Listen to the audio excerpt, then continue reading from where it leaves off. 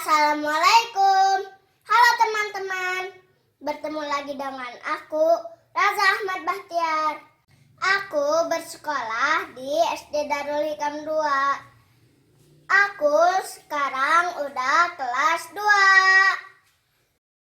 Kali ini aku akan menceritakan sebuah kisah yang berjudul Kurban Nabi Ibrahim.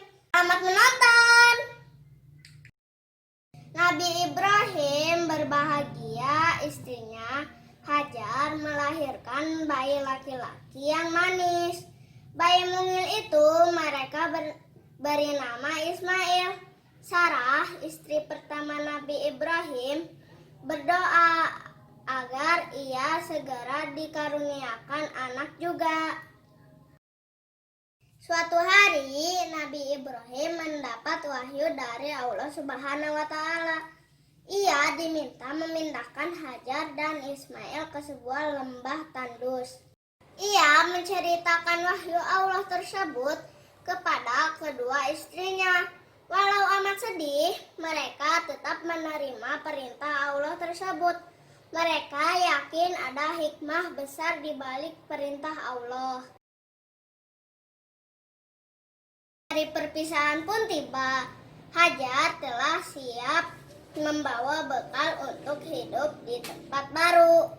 Nabi Ibrahim kemudian mengantar Hajar dan Ismail.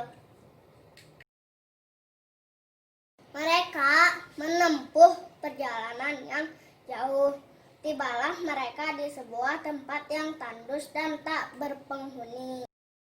Sesuai petunjuk yang diterima Nabi Ibrahim dari Allah, ia membangun tenda untuk tempat Hajar dan Ismail tinggal.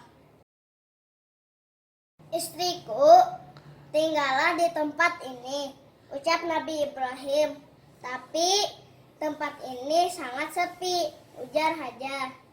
Tidak, Allah selalu bersamamu, jelas Nabi Ibrahim. Hajar pun mengerti dan melepas kepergian suaminya.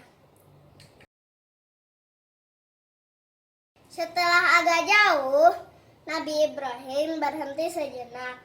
Ia melihat ke arah istri dan anaknya dan berdoa, Ya Allah, hamba titipkan kepadamu anak dan istri hamba. Jadikanlah negeri ini aman sentosa. Limpahkan rezeki bagi penduduk yang beriman. Hajar tinggal bersama Ismail di gurun tandus. Suatu hari, Ismail menangis kehausan. Ia tidak mau menyusu kepada ibunya. Air susu Hajar berkurang karena ia belum makan. Persediaan makan yang ia bawa pun telah habis. Hajar berlari ke bukit Safa dan Marwah mencari air untuk Ismail. Setelah 7 kali bolak-balik, ia tidak mendapat air juga. Peristiwa ini menjadi salah satu rangkaian ibadah haji yang disebut sa'i. Hajar pulang tanpa membawa air sedikit pun. Dalam keadaan letih, ia berdoa kepada Allah. Sementara itu, Ismail terus menangis sambil menghentakkan kaki ke tanah. Atas kekuasaan Allah, muncul air mata di dekat kaki Ismail. Mata air pun kemudian disebut dengan air Zam-Zam. Hajar pun memberikan air Zam-Zam kepada Ismail.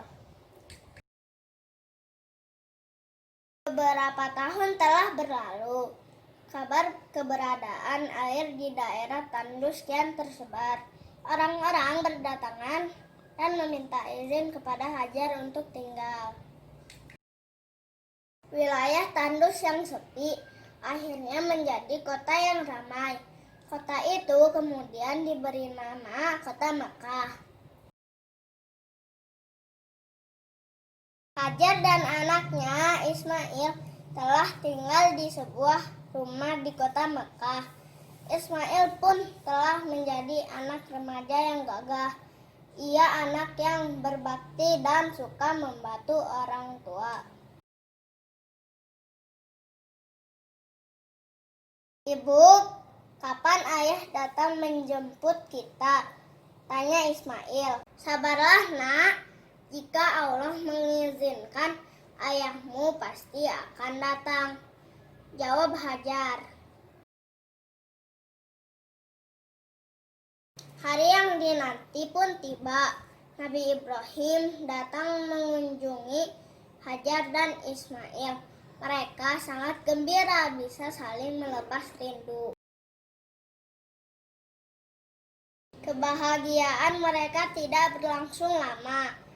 Nabi Ibrahim bermimpi mendapat wahyu dari Allah untuk menyembelih Ismail. Ibrahim menceritakan mimpi itu kepada istrinya.